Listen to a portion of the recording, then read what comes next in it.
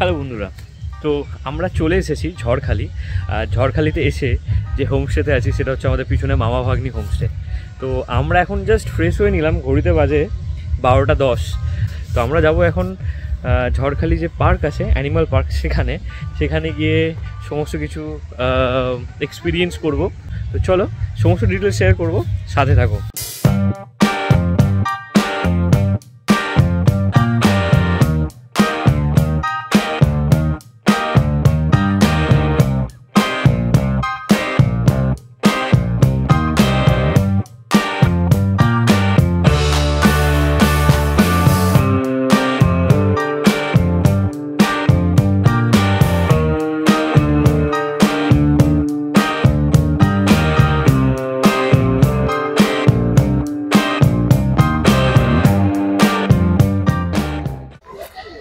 তো বন্ধুরা, আমরা চলে এসেছি ঝড়খালি। আর হোমস্টে থেকে বেরিয়ে হাঁটতে হাঁটতে চলে এসেছি এখন টাইগার রেস্কিউ সেন্টারে। ঝড়খালিতে টাইগার রেস্কিউ সেন্টার আছে, যেটা কিনা ওয়াইল্ড যে টাইগারগুলো ধরা পড়ে, কোনো অসুখ হয়, তাদেরকে এখানে ধরে নিয়ে আসা হয় আর চিকিৎসা করে পুনরায় জঙ্গলে ছেড়ে দেওয়া হয়। দোকান রয়েছে খাবার দাবারের সমস্ত কিছু। জেডিঘাট এদিকে যেতে হবে আমাদের। পার্কটা কোন দিকে কাকু? এদিকে না? না, পার্কটা এদিকে না, ঘাটটা এদিকে। ওই দেখো আসছে, দেখো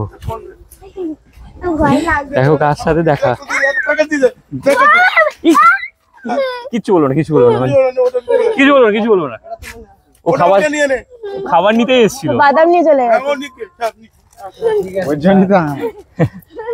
ঠিক। দেখো নিজে দেখি প্যাকেটটা ছিঁড়বে, বাদামটা কি ভেঙে খাবে? দেখো আমরা কাকে ধরা পড়েছে আমাদের হাতে। দেখো বাচ্চাটা থেকে নিয়ে নিয়েছে বাদাম। ওয়াইল্ড কিন্তু, হ্যাঁ এগুলো পুরোপুরি ওয়াইল্ড। আমার মনে হচ্ছে এবার চলে এসেছে, তাই তো? হ্যাঁ। বাহ বাহ বাহ বাহ, এক হাতে ছাড়িয়ে খেয়ে নিচ্ছে। আমরা কি শিখলাম? আমরা দু হাত দিয়ে ভেঙে ভেঙে খাই। দেখো কিভাবে খাচ্ছে, বাহ বাহ বাহ বাহ, বেচারা বাচ্চাটার হাত থেকে নিয়ে নিল। কি হ্যাংলা রে, তুই বাচ্চাটার হাত দিয়ে নিয়ে নিলি? তোমার কথা শুনবেই না ও, এখন মন দেখে যাচ্ছে। ঢুকতেই আমরা এত সুন্দর একটা জিনিস দেখতে পেলাম না, অসাধারণ। দেখো বাঘ মামা সিকিউরিটি গার্ড গুলোকে দেখো, শুয়ে শুয়ে অলস হয়ে গেছে।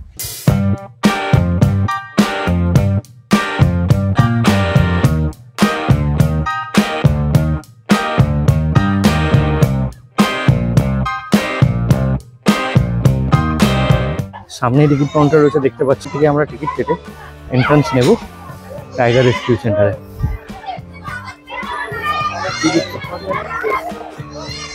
দাদা টিকিট কত করে? 30 টাকা পার হেড, তাই তো? ক্যাশ আছে তোমার? অনলাইন করা যায় এখানে? অনলি ক্যাশ না? এখন কি বাঘ দেখা যাচ্ছে? বাইরে বেরিয়েছে? 3টে বাঘ আছে, শুয়ে বসে থাকতে হবে, মানে দেখা যেতে পারে নাও যেতে পারে। আচ্ছা আচ্ছা আচ্ছা আচ্ছা আচ্ছা, দুটো টিকিটটা নিয়ে নি দাদা। আচ্ছা, এটা কোথায় দেখাতো? ভিতরে? চল, এটা হচ্ছে টিকিট। চলো এবার আমরা, আমার কাছে আছে, দেখি দাদা একটু যাই।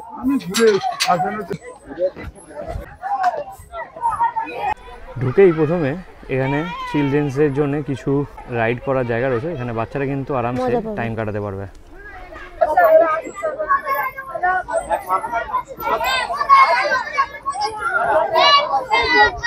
কিছুটা আসার পরেই এখানে একটা খাঁড়ি রয়েছে, আর খাঁড়িতে শুয়ে শুয়ে আমরা যাকে দেখতে পেলাম সেটা কুমির চাচাকে। কুমিরের মাথা কই? মাটির মধ্যে, ওর মধ্যে ঢুকিয়ে দিয়েছে। নড়বে? তুমি বলো ওকে, কল করো। ফোনটা কোথায় রেখেছে দেখো। কিরে, আরামসে রোদ্দুর পোয়াচ্ছে, দেখো।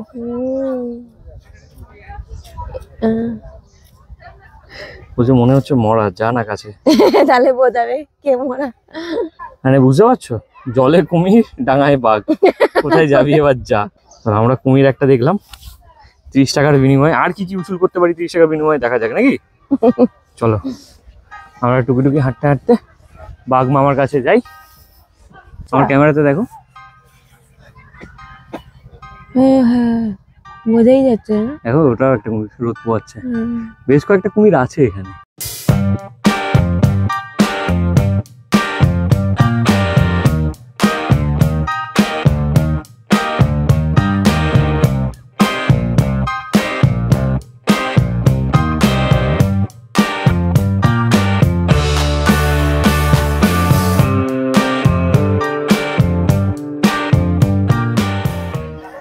আরো একটা কুমির রোদ পোয়াচ্ছে এখানে।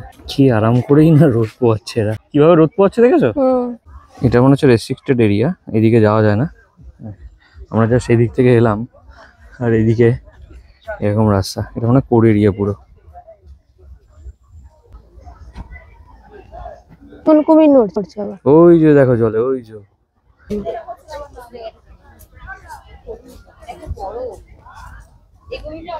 যাচ্ছে দেখেছো? ও এখানেই তো আমরা দেখিনি। পিঠে চড়বে, পিঠে চড়বে, পিঠে চড়ে বসে যদি এখানে উঠে আসে। ডাঙায় বাঘ, জলে কুমির, কোথায় যাবি এবার? কিন্তু ডাঙাতেই তো ডাঙাতেও উঠে এসছে, যাবো কোথায়? হাওয়াতে উঠতে হবে।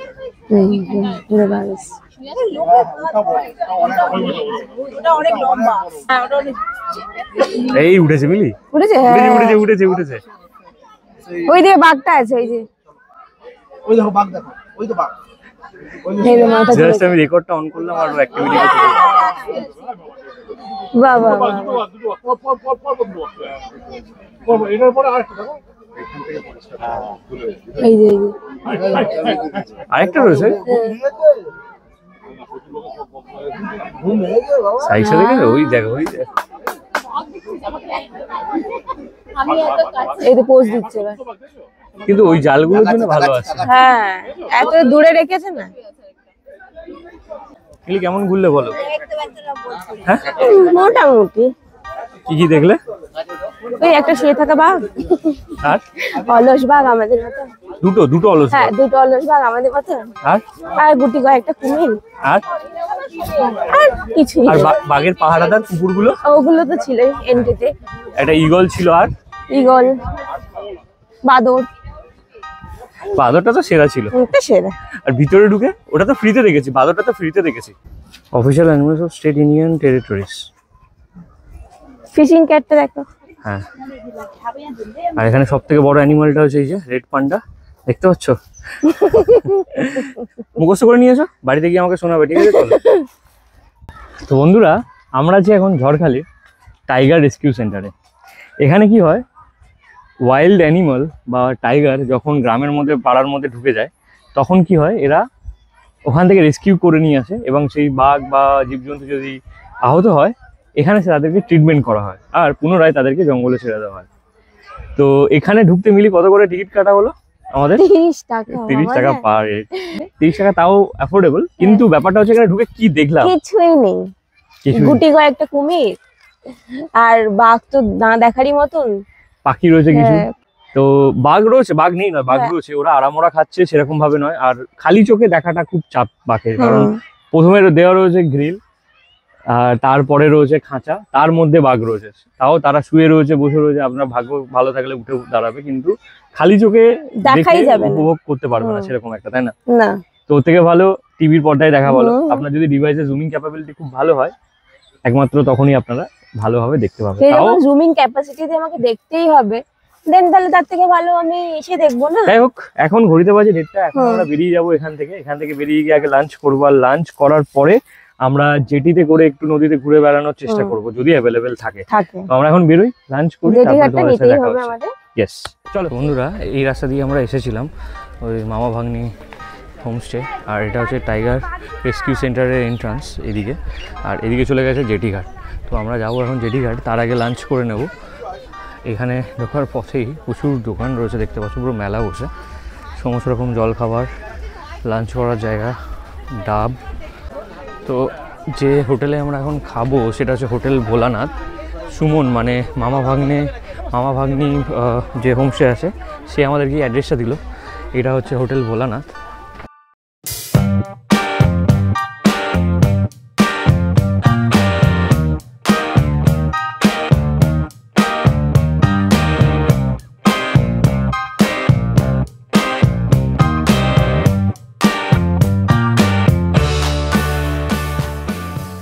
কতগুলো মাখা কত হবে?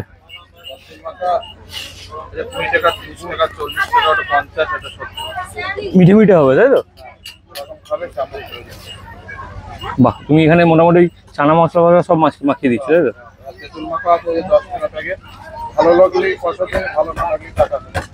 এইগুলো 10 টাকা করে? ট্রাই করো এগুলি তেঁতুল মাখা। আগে খেয়ে দেখুন। এখানে লাঞ্চ করার পর আমরা চলে এসেছি জেডি ঘাটে।